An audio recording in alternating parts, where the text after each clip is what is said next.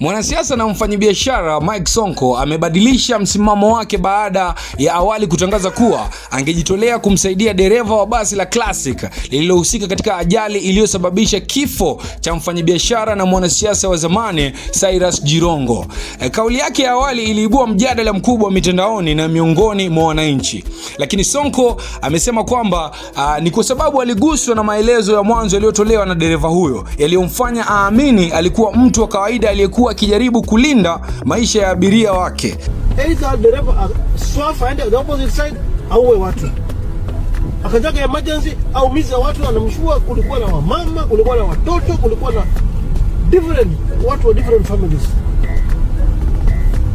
So hivi unakuja kauji kadogo unajisahau kwa steering hiyo maneno tuache, tuko waangalifu kwa barabara, especially during this festive season. Kutokana na hulka yake ya kusimama na watu wa hali ya chini, Sonko alisema aliona ni vyema kuonyesha mshikamano wake mara moja.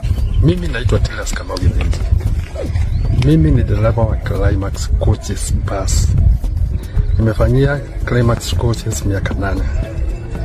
Na ile ilitokea usiku ya leo, ilitokea accident mbali ya basi yangu na Mercedes ilikuwa inatoka kwa mafuta petrol station, na mimi natoka Nairobi nikienda Busia. Mercedes wakati aliingia kwa hakugiveaway,